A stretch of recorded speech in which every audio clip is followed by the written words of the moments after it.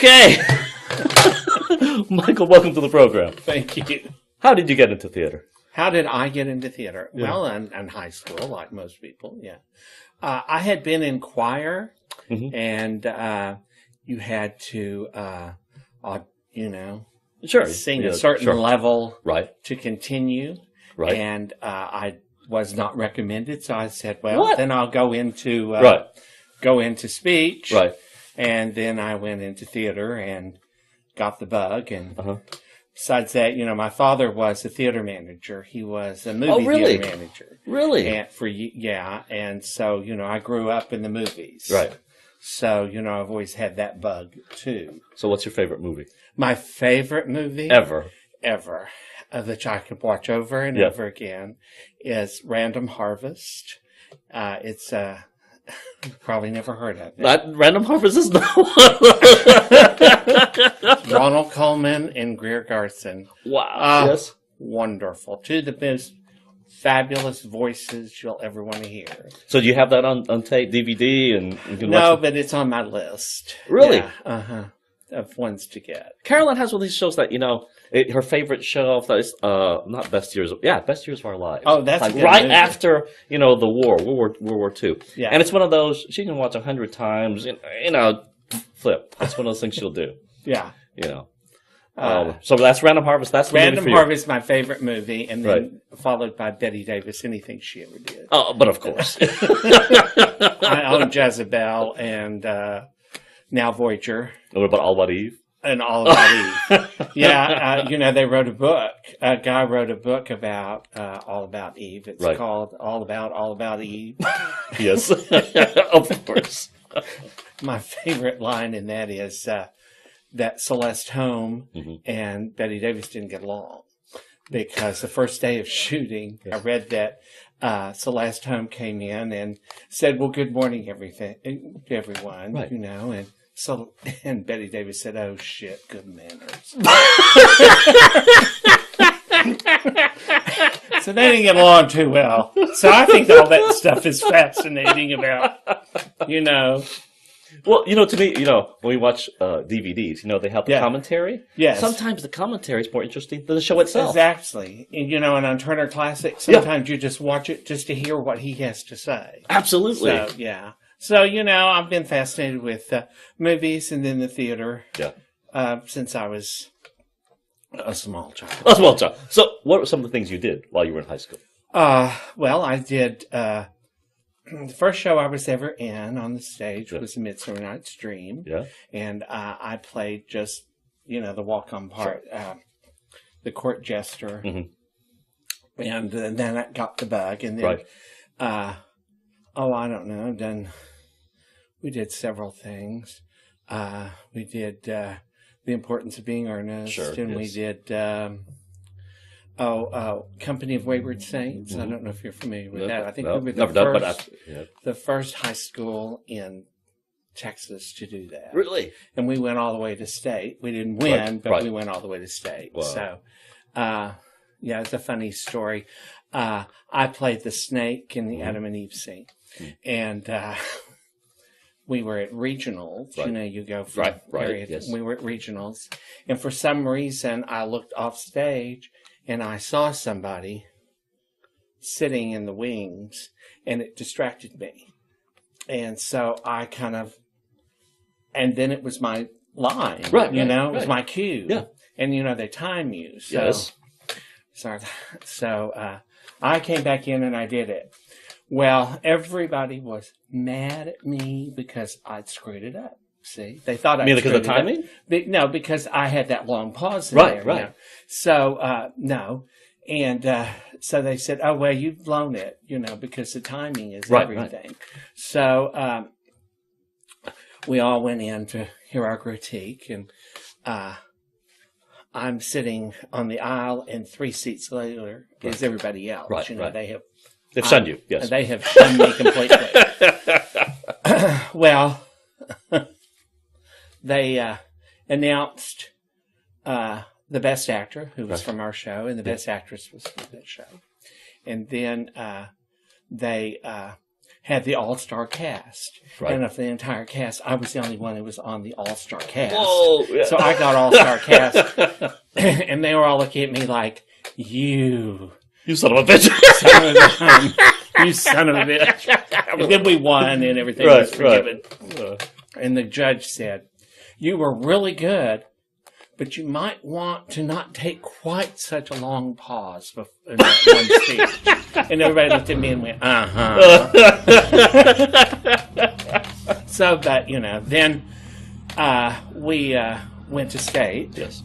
And I don't know, there's a scene in the play where that's two kids are talking and they're like fishing off the end of the stage. Right. And they were so good that they got a standing ovation in the middle of the show. Wow. And so, but the clock was still going. So they didn't allow that. We had to cut the last scene as we were just to make your time.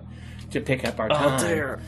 And, the curtains would come down after 40 minutes. And so we went all the way through, but we had cut past it, and we came in second, which, still not too shabby if you make it to state. Yeah.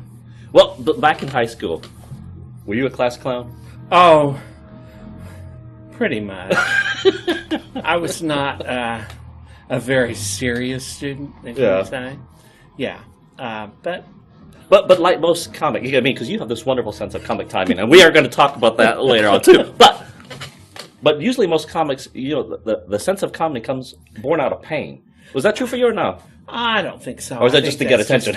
Just to get attention, and then both my parents were comedians, pretty much. Mm-hmm. I have a strange background. My father was from Oklahoma, and my mother was from the Bronx, so I didn't stand a chance.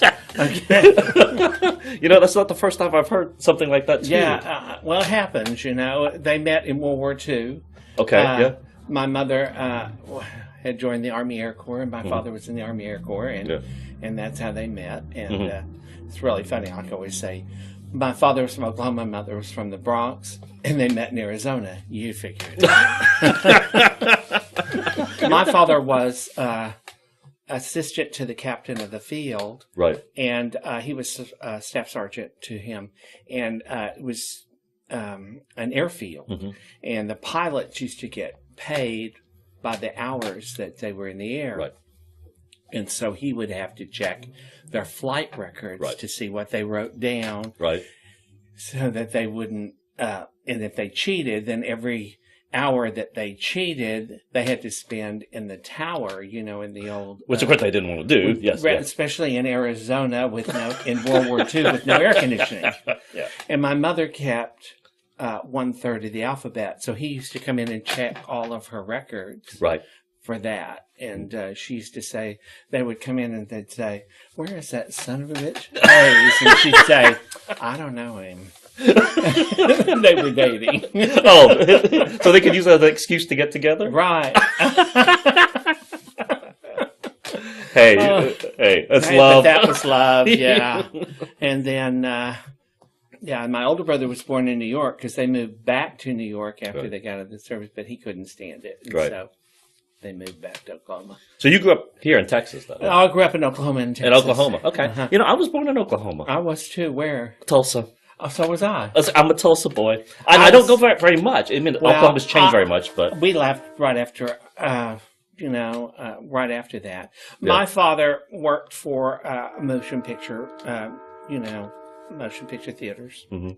And every time he got a promotion... Right. Then we got a different town. Sure. So we moved about every 5 years or so, up until I got into high school, and then we were in Texas. Mm-hmm. So I lived in Oklahoma, Texas, and New Mexico. Okay. And did not like New Mexico. Really? You don't know? No, didn't like New Mexico. I don't know what it was. It was just like after living in Oklahoma, right, and then moving to New Mexico, right. It's sort of like, going from the hills to the, because we were in Milwaukee, which is right outside of Tulsa. Well, not far from Tulsa.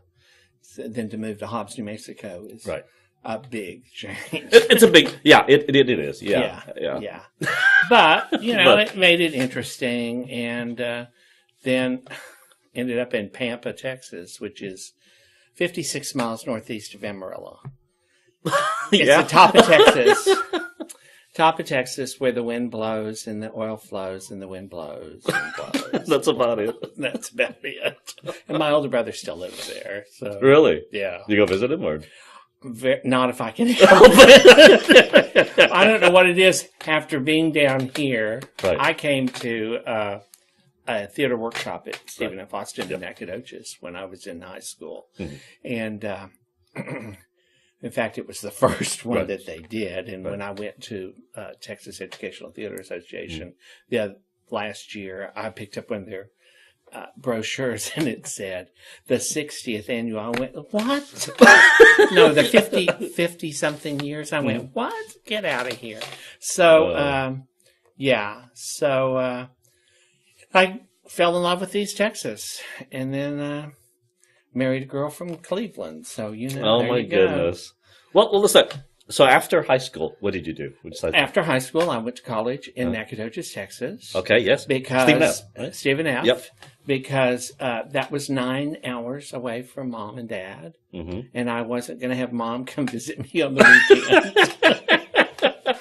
Because they would have had to find me, yeah. In fact, I have a funny story about that.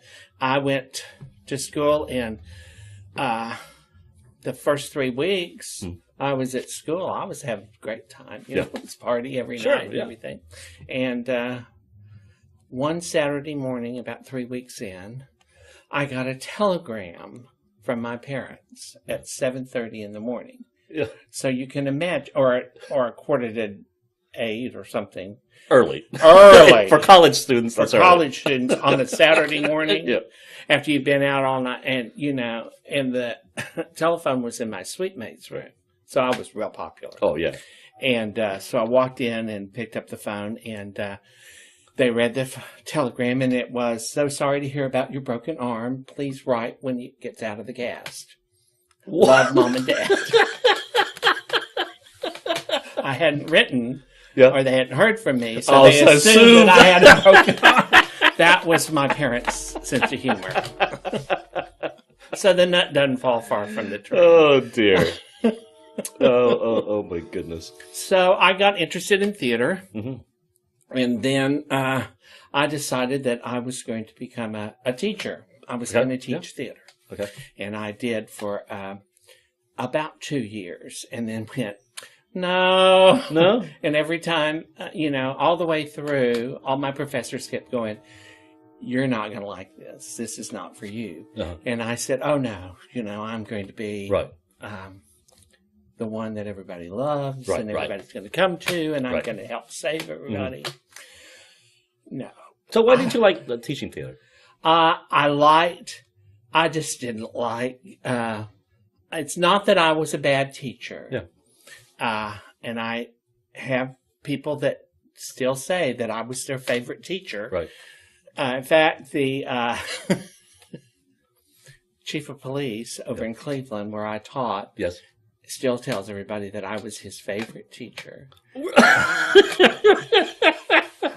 And I went, okay.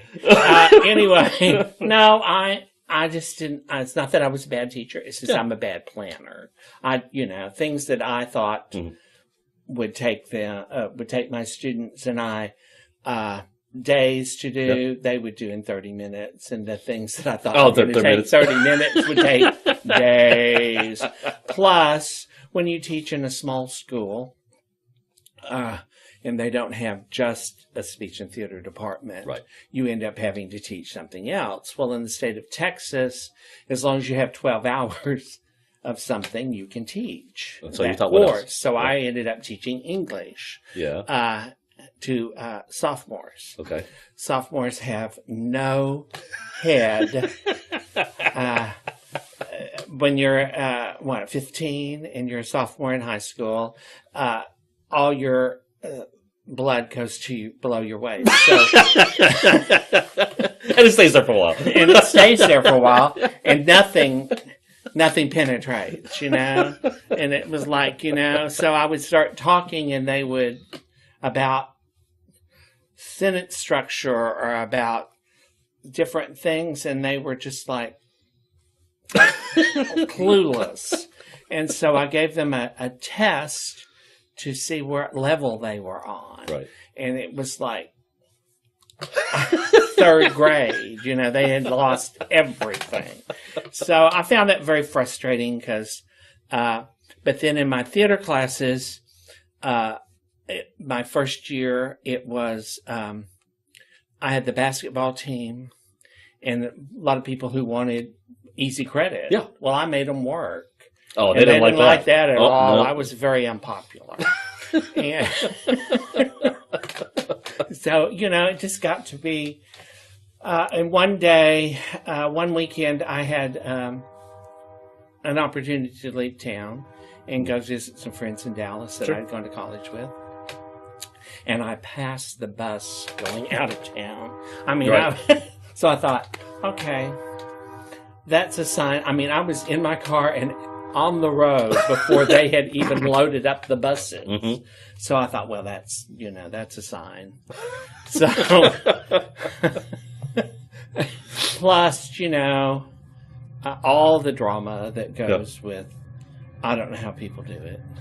You know, you're talking about the administration and the other teachers. And the other teachers. Right. And, I could probably write a book about some of the other teachers. They had one gentleman there who had been there for years and years, and they never knew whether he was going to be there on a particular day or not. Right. Because he had a slight drinking problem. And so, you know, they always had a substitute on hand. Right. In case he didn't show up. I think every organization seems to have that. I remember working in New Orleans. Yeah. And there was this guy that all I knew about him is that at 3 o'clock you could get ice cream in his office. I mean, for everyone. Okay. So at 3 o'clock, everyone went to his office to get ice cream. And I would ask around, what does he do? And they go, no clue. No idea that you could go and get ice cream. But they knew you could get ice cream. Oh, well, that's great. No, they would go, you know, they would go, okay, he's not here, and so you would have to kind of take a break from what you were doing, and kind of walk down to make sure to the next room to make sure that someone was there. And so then I just had enough of that. That was just, plus a couple of other things happened that I sponsored a couple of dances, and some things happened back in the lockers that, you know, that I didn't say anything about. Right. And then I decided I didn't want to be responsible when the head coach's daughter got knocked up. So I left and thought, okay, that's it. I'm not going to, I was right. I mean, they were right. I didn't need to do this. And so there's another school about 8 miles down the road in Tarkington Prairie. Okay. I don't know if you've ever heard that place. Nope. That's between Cleveland and Dayton, and that's where it's out on the prairie, where most of those folks' family trees don't fork. So, so a friend of mine, I thought she was a friend of mine. There was a big scandal at the school. So everybody was going to the school board meetings in the high school auditorium. Mm-hmm. So, or the junior high auditorium, I'm sorry. So we went because I knew some of the people involved. Mm-hmm. And this friend of mine said, well, the teacher out there that was teaching theater had taken a leave of absence to have a baby, and they had a substitute for her. And when she had the baby, she decided not to come back. Mm-hmm. So the substitute said, no, I'm not staying. Right. So they didn't have anybody. And since I was accredited, why didn't I go out there and finish out the year? And I thought, okay, I'll give it one more try. Well, I was the 5th teacher that these students had that year. And that's when they did 3 semesters. Right. And so they had already gone through 1 semester, and I was there for the next 2. Well, the first semester that I was there, it took me that long to establish that I was the teacher and I wasn't going to go anywhere. And I ended up teaching not only English and speech and theater, I also taught journalism, which I had not had anything to do with since I had been on yearbook staff in junior high school. Oh, dear. So I supervised that, and I got in big trouble because there was a big controversy about something that was going on in the school, and so I told the editor, I said, write an editorial. Right. So she did. No, they didn't like that, huh?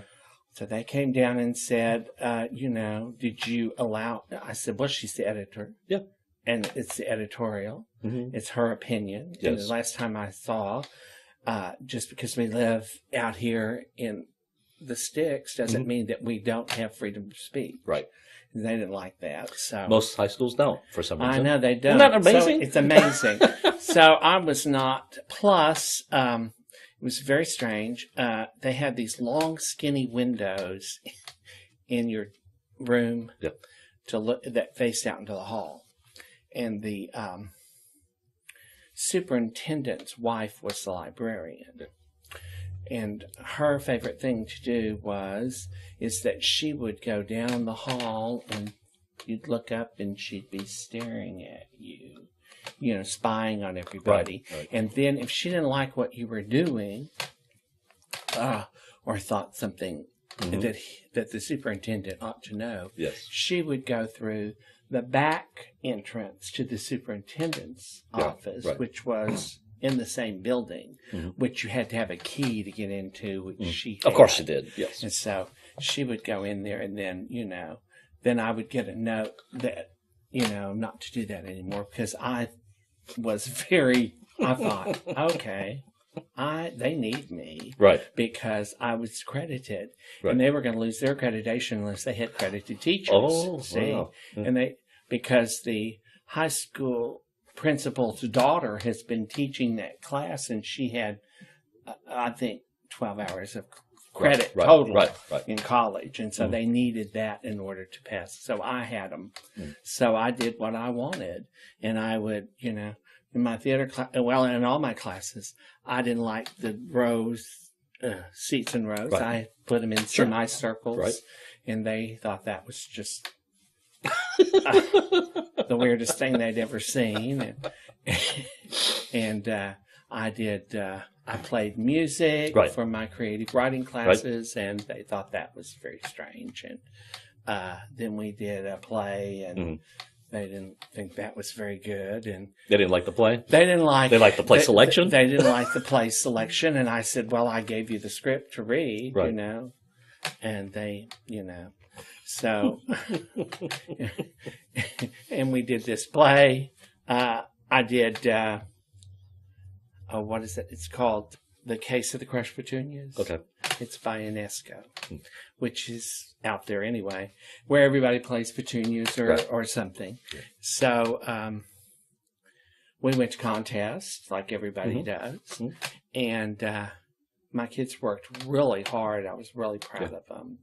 And the judge said, this woman said, I've never understood this play. I don't even know why you did it. And I thought, what does that have to do with anything? Right. With anything. Right. So that kind of,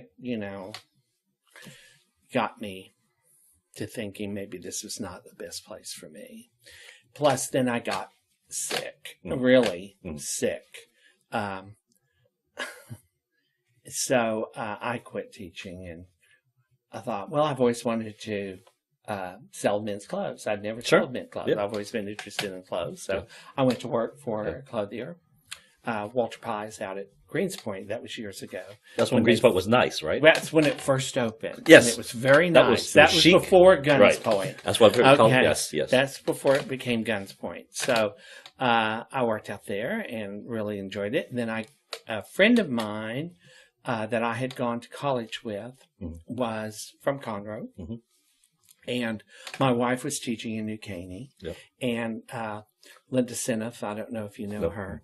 She was had grown up in Conroe and had been part of the Little Theater Conroe.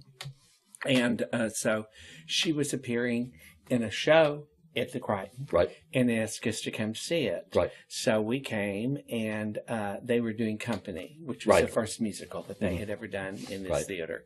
And I thought, okay, I can do this. Right. Because so we started coming over and doing shows here. Right. And the first show that I did at the Crighton was Dracula.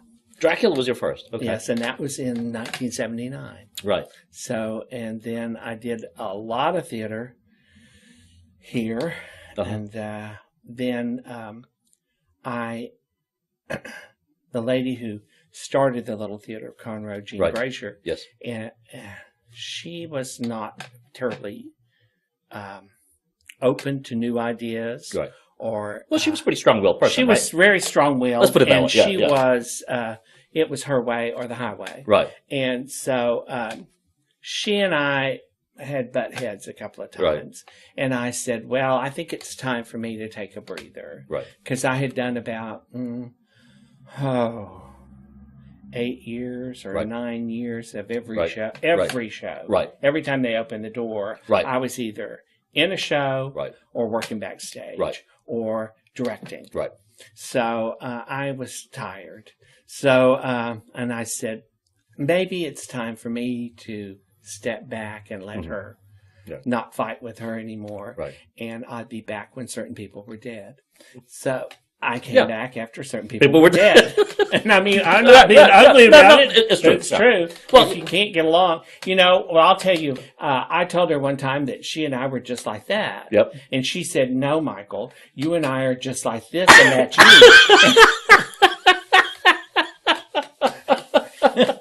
And I said, you old liver spotted bitch. And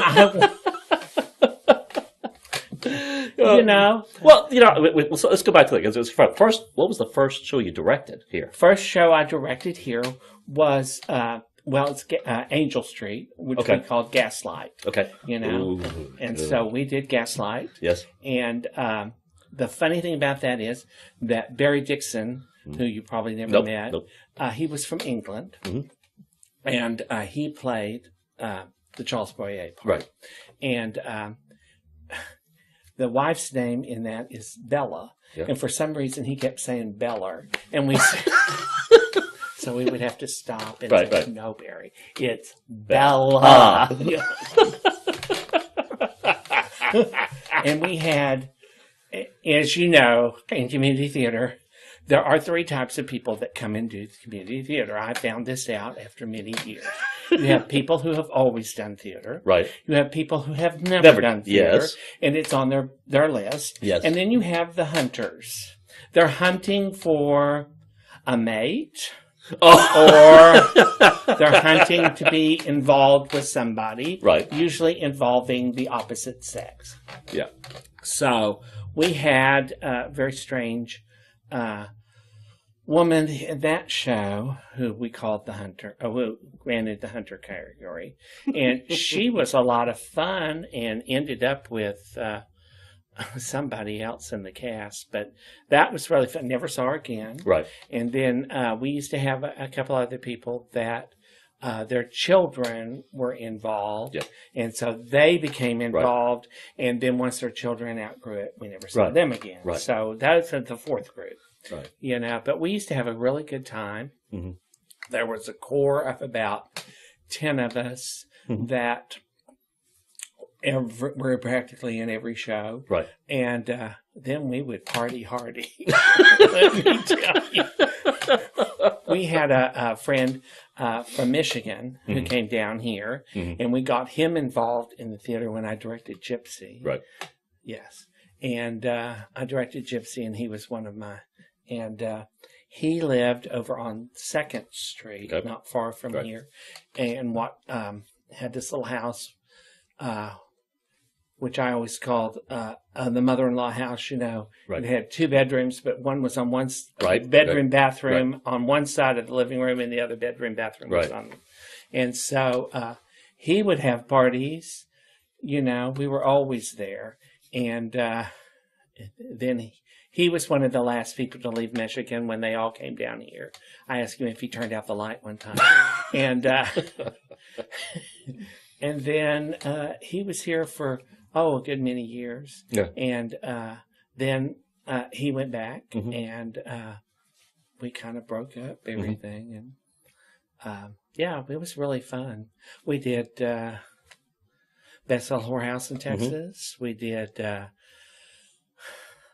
Funny Thing Happened on the Way to the Forum. We did Carnival. Mm-hmm. We did, there were several. I had only been in one musical in college, where I played Colonel Pickering in My Fair Lady, which you have to talk through, you know. So then I came over here, and they were talking about doing musical, and I thought, well, okay, I can do that. And I did Sound of Music. Yes. That was the first show. One of the first musical I ever did, and I played Uncle Max. Mm-hmm. And they said, well, can he sing? And I had a very good teacher at that time, and she just taught me to sing. And she said, the musical director said, let me hear you laugh. And of course I laughed. Right. And he said, listen to that. You can sing. So, from the laugh. From my laugh. So, that's an interesting. So he said, listen to that. He can sing. He can sing. So we sang. And, yes. And the funny thing about that was that, this room was, where they kept all the chorus members. Yep. And the room next door during, that. And so they were all in there. And there was one gentleman. I was so nervous to go on stage because I had never really sung on stage before.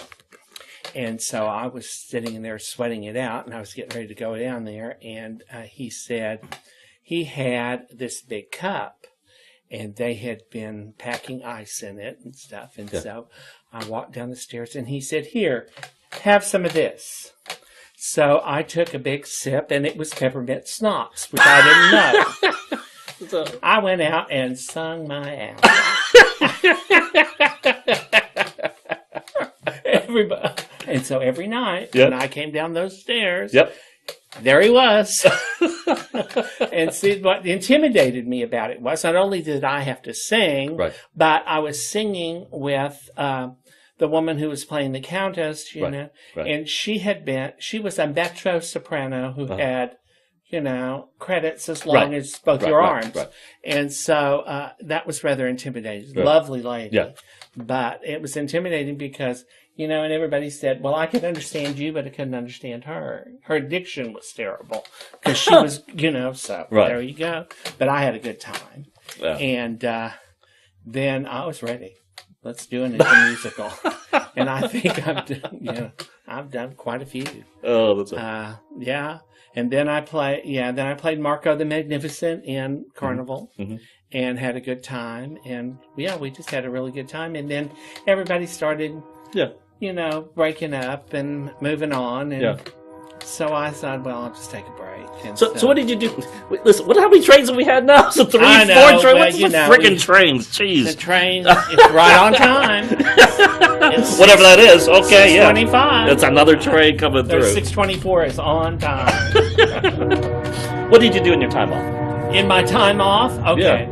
Well, to begin with, I worked for Walter Pies. Yep. And then I started doing theater over here.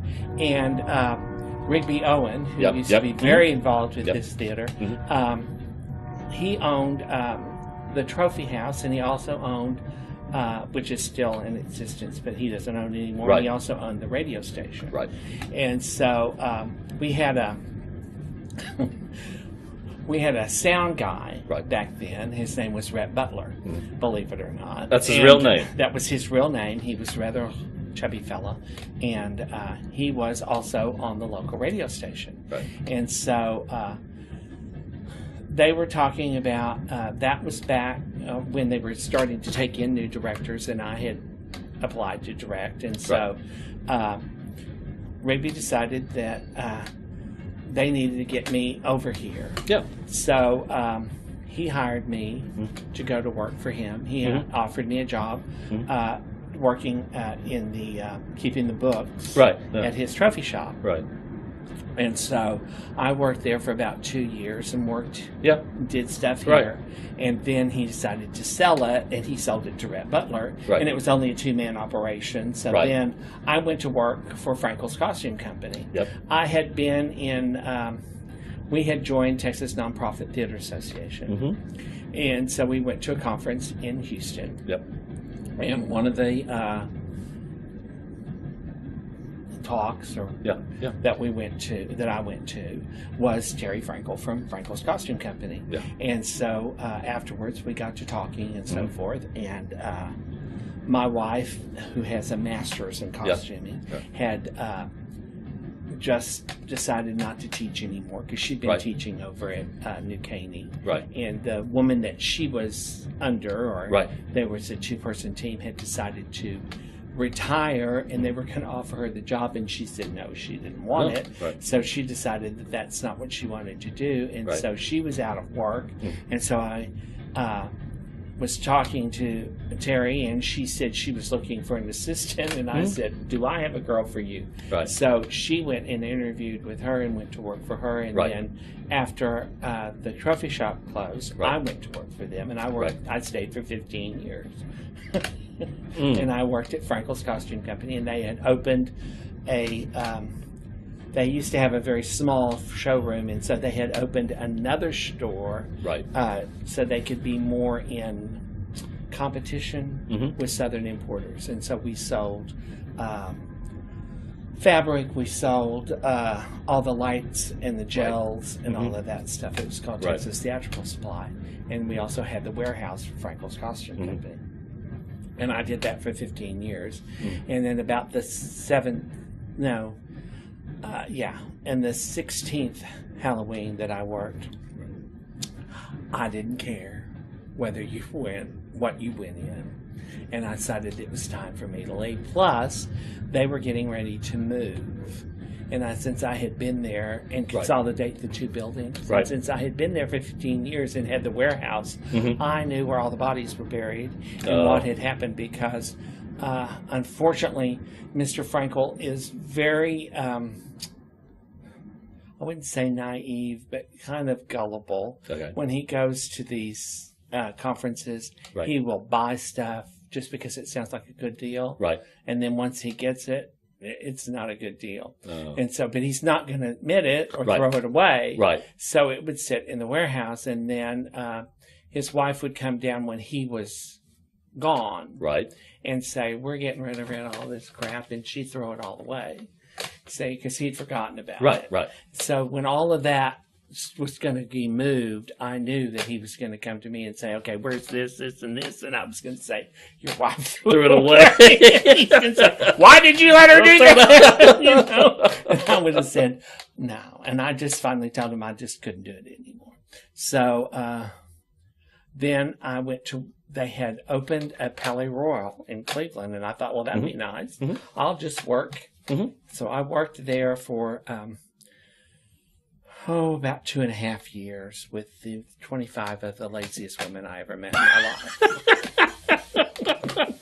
Well, you know, in theater, if something happens, if a button falls off or something, you just pick it up and sew it on and go on. You know, you develop all those skills. I mean, when I was in college, I worked in the costume shop.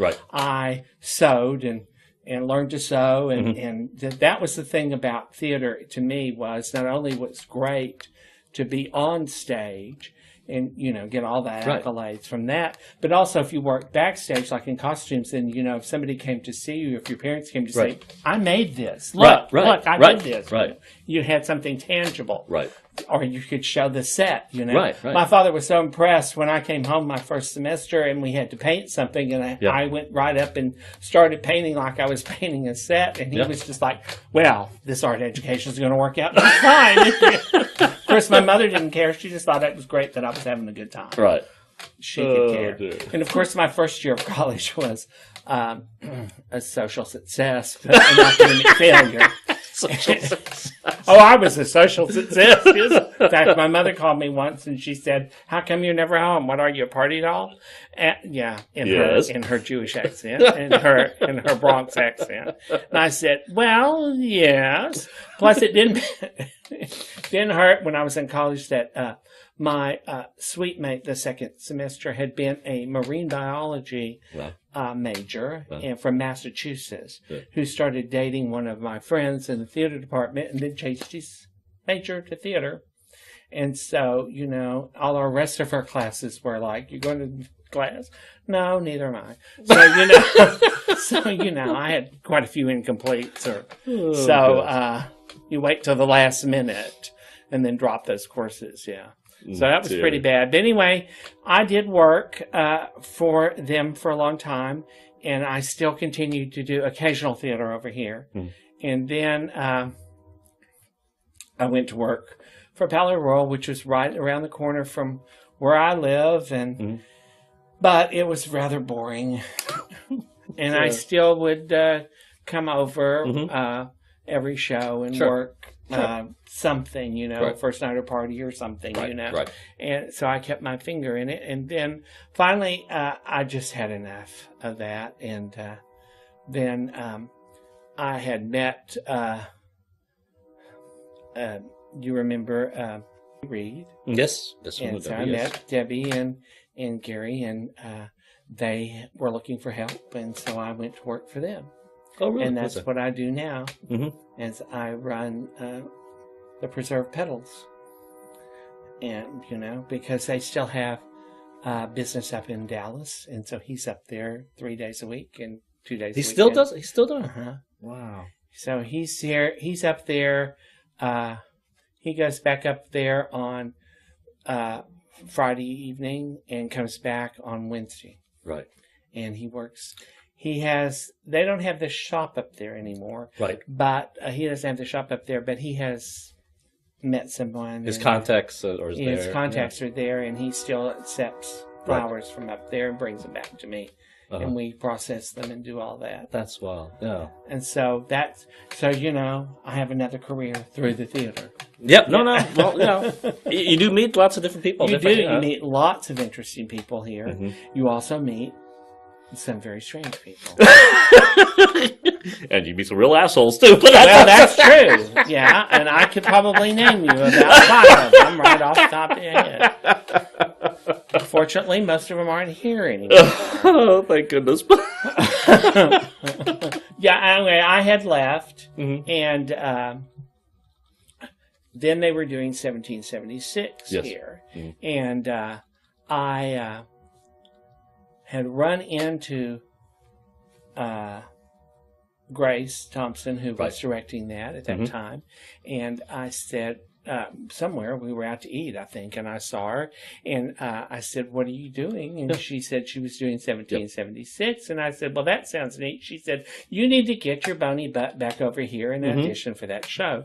So I did. I came in and I did Benjamin Franklin and had a great time. And I've been back ever since. Yeah, that's a lot of guys. Yeah. Oh, Don Hampton was in that one too. Don Hampton.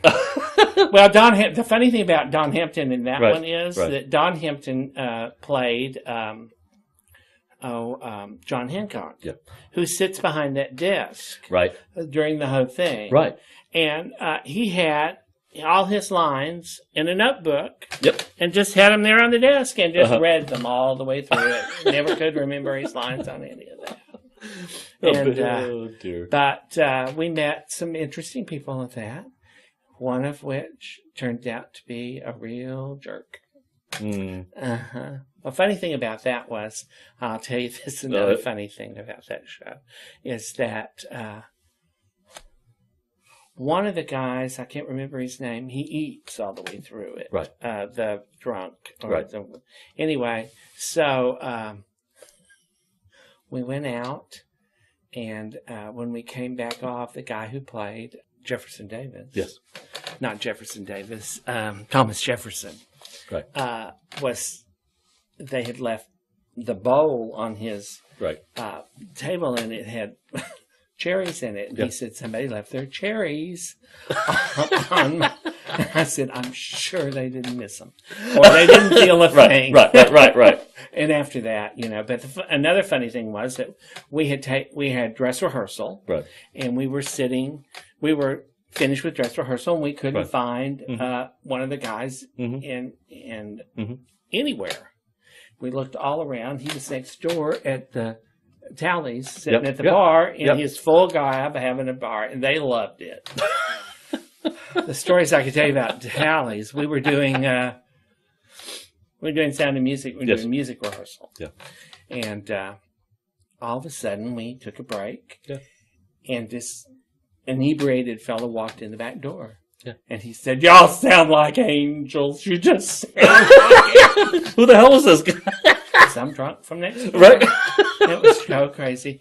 And, and we had bought that building when Mr. Talley passed away, and we were going to convert it into a theater. Yes. And then whenever they looked at how it was put together, they said, no. Right. That's why we sold it. Yeah, because, it'd been a great little theater, except that if somebody had to go to the bathroom in the middle of this show, they would have to walk right through the middle of the stage. I haven't been back over there since they've opened it, but I understand it's wonderful. Yeah. Well, I mean, it's they fixed it up now. It's the food's pretty good. Yeah, that's what I hear. But it's still not a workable space for anything except no. Well, see, it was originally I think it was a butcher shop, and they tore the wall down in between and and made it into Tally's domino parlor, and it only and women were not welcome because they only had one bathroom. Right. So that's the way it is. That's the way it is. Oh my! And then whenever they were going to close it because we needed the space, all these people started protesting because LBJ had stopped there for a beer one time. They wanted to have it, No, and I thought, well, if they had it declared a national landmark, or something like that, then that would have been fine. But they didn't. So anyway, I did theater here, and then when all that stuff went on, I moved over there. So what haven't you done? I mean, you've done a lot of stuff, obviously, in theater for I've done everything. Yeah. What haven't you done that you like to do? Oh, what else? What I haven't done that I'd like to do? Well, I'd like to direct one more time, but I don't know what I want to direct right now. I've done musicals. I've done straight shows. I've done comedies. Maybe in the next millennium, I'd like to do a Shakespeare show, but we didn't do Shakespeare. We did Shakespeare here for a while, but there was an opinion that was voiced that community theater shouldn't do Shakespeare. And I can certainly understand that because you have to have the right trained actors. Right. Because if you have people who've never acted before and you give them a Shakespeare on top of script, that, then they look at it and go, "What is this?" Yeah. And that has happened. Of course, when we did Funny Thing Happened on the Way to the Forum, we couldn't find a virgin. We couldn't find a girl who played the virgin. There just wasn't any, And they finally found somebody in the high school choir department that ended up playing it, and we've never seen her again. So, but we've done, we've seen people come and go, but I'm thrilled to be back here. I think, because this is where I started doing community theater, and I always thought it's really interesting to do community theater because when you do educational theater, you're always playing people that, if somebody's older or supposed to be old, then it's usually a young person playing an old person. In the first show that I did, I actually worked with a woman who was 75 years old. I had never done that before, and it was open to whole not another actor, another actor that was that much older. Coming from educational theater, so that to me was fascinating. And then, people who were actual age that they were supposed to be. Oh my goodness! Concept. What a concept! So that was fun. And so, yeah, I love it. It's my hobby, and that's what I do. And, you know, and everybody said, well, why don't you, I live over in Cleveland. Yeah. And they always said, well, why don't you move over here? Yeah. And I said, no, because then I'd have to have gas parties. Nobody wants to drive that far. Right, right. So I've had it's no worse than it's no worse than going to the Woodlands. Really? It's 20 miles. Huh. Or it's 22 miles. Yeah. So you can do it in 20, 25 minutes? Oh, yeah, 25, 30 minutes. Right. Yeah, no problem. Yeah, it's not a big deal. And, now that I can probably do it in my sleep after all these years. Yeah. So, it's fun. And I know once I get in that car, I don't have to worry about running anybody over that I've seen over here. Or, it's really amazing because there for a while, I spent a lot of time over here every weekend, every night. Yeah. Probably lived here. I lived here for a while. And, if we were doing a show, then I'd find somebody. If we were doing, Friday, Saturday, Sunday, I'd come over on Friday or Thursday, and I wouldn't leave until Sunday afternoon after the matinee. Yeah. So, but, that gets old. Yeah. Plus, then family gets in the way and all that. Minor details. Details, Plus, then, it gets to be got to make some money to pay the taxes, That's a minor detail, too. Yeah, it's a minor detail also, yeah. Oh. Yeah, and then, now that I'm in my... A seasoned actor. Yes, very well seasoned. You think about, well, how many more parts are there for me? Right. Because there aren't parts for people over 60 anymore. Yeah, well, it is hard to find, like I said, but there are plays out there. There are plays, right? But you have to wait, and you have to find them. And I don't think I look like I'm over 60, so I got away with it. That's what I said, whenever I just did Odd Couple, which is the part that I had always wanted to play, but never had the opportunity until now. And so I did that. And so, I have a few choice roles that I'd like to do. We're so sorry we missed you, too. That was the night of the power outage. I know that was the night of the We get over there, and we're all ready. And there were a lot of people. I mean, I know there are a lot of people. And they were ready to really... if we had waited a half hour, it would come on over. Yeah. We all went to dinner, and then they said, the lights came back on. I said, well, they'd already canceled it, So I think they jumped to it too quick. But then, I know they were doing a show over here, and they had to cancel both of them. Christian Youth Theater was doing 2 shows in the afternoon, and they had to cancel both. They canceled them. Yeah, they had to move it to the following weekend. Yeah. Yeah, well, unfortunately, the way everything is booked, you can't do that anymore. So, but, it was an opportunity. It was fun. And I worked really hard on that. Oh, well, yeah. Yeah, and then, I've also started doing a lot of set design over there.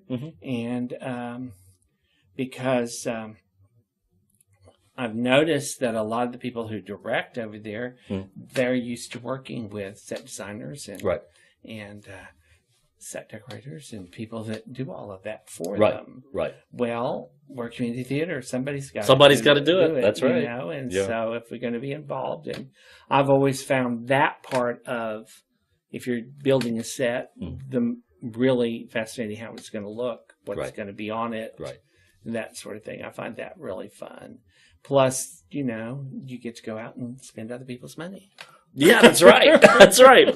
They give you a budget and they say, here, and you go, okay. And then you go hunt for bargains. Right. And, that was one thing that I learned when I was doing, we did Gigi. Yeah. I decided I've always loved that show. Right. And I've always wanted to do it. And so when I called Tams Whitmark and I said I'd like to get a perusal script for a show, and they said, what show? And I said, Gigi, and she dropped the phone. She literally dropped the phone. Evidently, it's not done a lot because of the range of, a lot of opera companies do. Anyway, I did it. And I had a great time. And I rented backdrops, and I spent money like But I stayed in budget, and I went to. I took my assistant director with me, and we went down to Houston and went to Goodwill, and I bought stuff. And she was going, "What are you going to do with that?" And then I come back and you told her, right? I told her. Yeah. I bought like a dust ruffle for a bed, right, for $4. Yeah. And cut it up and make curtains out of it. And they were just amazed that I could even do that. Yeah. And then the dancing master had to have a velvet jacket. We didn't have a velvet jacket, so I found one for $3. Wow. Know? So, it's what you learn. Plus, when I worked at Frankel's Costume Company all those years, I talked to a lot of people and learned a lot of those secrets from people who work for the other theaters in Houston, like the Alley. And they don't build everything at the Alley. Sure seems like it, but they seems like it, but they don't. And in Tuts especially, they bargain a lot. They do a lot of that, and the Grand Opera. Yeah, and that was the other thing, was that there was a woman that did all the props for the Grand Opera and bought all the furniture and stuff like that, and she carried around like 4. I think she had like 4 Polaroid cameras, and she would take pictures of everything, then go back and show them to the designers, and then they would pick and choose, and then she'd get it all, So yes, and now these days, nowadays the you phone, do it on your phone. You take your phone and say, "Is that okay? Is that okay?" And they go, "Yeah, email it. Email it, text it. Yeah, here you go. But oh man! So then I found out all these places that you could go. Plus, I also had a friend who started his own costume business up in Dallas, and I worked for him one summer. Just went up and spent a month with them just to learn how that worked. Sure. And we did a lot of power shopping. Walk in, see what you want, go. Right. You don't shop, you just go in. And, that was because he did a lot of commercials and industrial shows. Yeah. And when you have sizes and stuff, then you go and you got to do it. You go in and you buy size 12 women's shoes, and the lady looks at you like, "Oh, is that what you're wearing?" No. Or you go, "I'll take 4 pairs of those and let's go." Right. And they're like, "Well, what are you doing?" Right. We get that question a lot. Go to resale shops. What are you going to do? What are you going to do with this? Oh, yeah. Man. Or you go to resale shops and you buy something and you go, "Okay, I can take this apart and use this fabric." So we do that. We did that in college because I used to do. This is a funny story. I always thought when we were in college, we would do a musical every spring, and it was a joint effort with the theater, music, and PE department because they had the dancers. And so the music and PE department would pay for costumes. And so our costumer had a rule of thumb: 8 yards makes a dress. Okay. Period.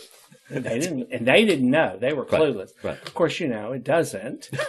So we would go and we would buy 8-yard pieces, Sure. And then we had huge cabinets with drawers in it, just stuffed with remnants and stuff. And so then the graduate students would do their shows, and one of us would end up costuming it. And so you would always say, "Well, what's my budget?" Yes. And they would say, "You have $25, but please try not to spend it." $25 to do, to costume a show. Oh my goodness! So you were in there pulling stuff off and ripping sleeves off this and putting different sleeves repurposing, or you were recutting the show.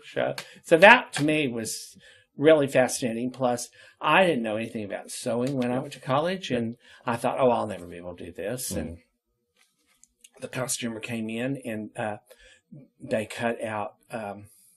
They had wooden pattern pieces cut out for like shirts, and he cut 6 shirts at one time. Just laid it down, and cut it out. I thought, I can do that, and I learned. And you could do 6 at a time. Oh, I could do 6 at a time. I can make a shirt. I can, for somebody else. Right. And as long as it's that 25-foot rule, 25 looks good to me. Yeah, looks Looks great, You don't get up close to it and go, right. oh, what tiny little stitches. No, no. So, yeah, I could do that. And so, that was encouraging, and then I learned to do that. Plus, it was the fact that when I wasn't on stage, then I was involved with the theater. Yeah, and plus you meet a lot of crazy people.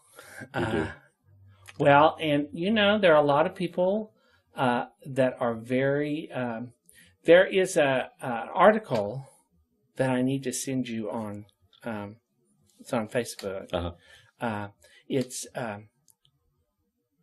25 things that you learn from being a theater major that are useful to you. That people who were theater majors, who are now, executives and all this, they learned all of that in their theater. And that's what helped them, Right. Plus, if you have to stand up and talk in front of people. Absolutely, yes. You get over that like that first time you're on stage. Right. And you still get nervous when you get out on stage, but after a while, it's like, okay, what are they going to do? Come up and beat you? Yeah, what can they do? What are they going to do? Come up on the stage and eat you? No. They love you. They want that. And that's the other thing I love about theater is that, you go out there and you just throw it out and they throw it back at you. It's wonderful. That's why I love comedy, because you get that instant, if they like you or not. They know, right. The old Sally Fields thing. You like me. You like me. You really like me. All right, I got to have you come back sometime. But okay. I got to ask you the question. If heaven exists, what do you want God to say when you get to the pearly gates? Well, I thought about that because, I've watched the Actors Studio. And I've always said that I would like to hear in my mother's voice, where the hell have you been? What took you so long? What are you doing here? You haven't been eating your veggies, have you? No, she wouldn't have Where's said the that. exercise? She'd have said, you damn fool, why are you here now? Or she'll remind you of that broken arm when you didn't write in she college. Would. Oh, yeah. Oh, yeah. She sure would. All right. Well, I hope I haven't Michael, thank you so much for being here. Run up everything.